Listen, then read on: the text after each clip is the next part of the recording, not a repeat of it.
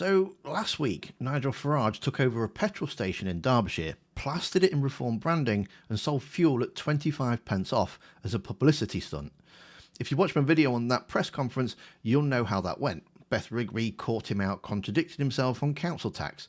He couldn't get his story straight on Iran, and the whole thing was just basically a masterclass in whatever suits in the moment. But here's what I didn't get to in that video: whether the petrol stunt might actually be illegal. I flagged it and I had my suspicions, but that was just one stunt, one day, and I thought maybe I was just probably reaching. Then this week, he's gone and done it again. Today, Reform launched a competition called Nigel Cut My Bills, and the promotional material, you might have seen it doing the rounds, is actually something to behold. Your whole street, that's the promise. Nigel Farage is going to pay your energy bills and every one of your neighbours' energy bills for an entire year. Incredible, right? Transformative stuff. The kind of thing that would cost tens of thousands of pounds per street. Potentially hundreds of thousands depending on where you live. Except, and I really can't stress this enough, read the small print. There's one winner. One, not a street, one person. And the prize is capped at £3,500. That's it. 3.5 grand, which, by the way, wouldn't even cover most households' annual energy bills right now, let alone entire streets. The headline says your whole street gets their bills paid. The reality is one person gets up to 3.5 grand. And it gets better, because a journalist at today's press conference actually asked Farage what would happen if somebody wealthy wins. And this is his answer. Thank you, Mr. Farage. On the Nigel Cut My Bills competition, what will you do if someone filthy rich wins? Somebody as wealthy as, say, Richard Tice. You don't want to end up paying all of the bills of the residents of Bishop's Avenue. And secondly, on polling, notwithstanding your row with YouGov, are you worried about Reform slightly going backwards in the polls and, as a consequence, the Greens seemingly soaring? Look, I think it's fairly unlikely that anybody living in Bishop's Avenue is going to win Nigel Cut My Bills, and if the draw came out that way, I might have to redo it. What a terrible thing to say, I don't know. Shouldn't be as honest as this, I really shouldn't. He might have to redo it. The man running the competition has just told a room full of journalists that if he doesn't like the results, he'll do it again. He said it as a joke and everyone laughed, but think about what he actually said. He's running a public prize draw weeks before an election, branded with his name, designed to associate him with cutting people's bills, and he's openly admitting he'd rig it if the wrong person won. Now, let's take a step back and look at what happened in the space of a single week. Last Tuesday, Reform takes over a petrol station, Reform branding on the price board, Reform fuel and 25% off with Farage, subsidised fuel paid for by a political party, open to anyone who drives in. Today, Reform launches the brand competition to pay a voter's energy bills, promoted nationwide. Farage names all over it, NigelCutMyBills.com. Both within 2 months of local elections on May the 7th. Both while Reform is actively touring the country holding campaign rallies. Both explicitly designed to associate Farage with cutting your bills, which, as we covered last time, is ironic given that Reform's own councils are putting bills up. And both of these raise a question that, as far as I can tell, not a single journalist has put to Farage at either press conference.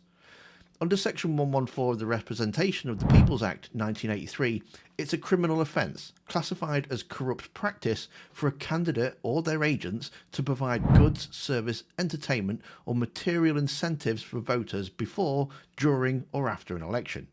The offence is called treating. It covers anything that could be seen as inducement to vote a particular way. This isn't some obscure technicality. In 2015, the mayor of Tower Hamlets was found guilty of treating, along with other offences, and he was removed from office. The election result was declared void. It's a serious piece of electoral law, and it exists specifically to stop politicians from offering voters material benefits in exchange for political support. Now, as I've said before, I'm not a lawyer, and I want to be clear about this. The law requires that treating is done corruptly, which is a high bar of prosecution. Reform could argue that these are policy demonstrations and promotional activities, not direct inducements to vote. And maybe that argument holds up. Maybe offering subsidised petrol at a party-branded forecourt and running a competition to pay someone's energy bills, both ahead of local elections, both plastered with your party's branding, is all perfectly fine and above board. But shouldn't somebody at least be asking the question? Because right now, nobody is.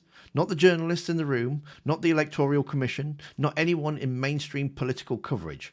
Every outlet in the country ran with the petrol stunt footage, reform fuel, 25p off, Farage, free advertising. And today they'll run the energy bills competition too. Nigel, cut my bills. What a great story. What a man of the people. Look at all these clicks.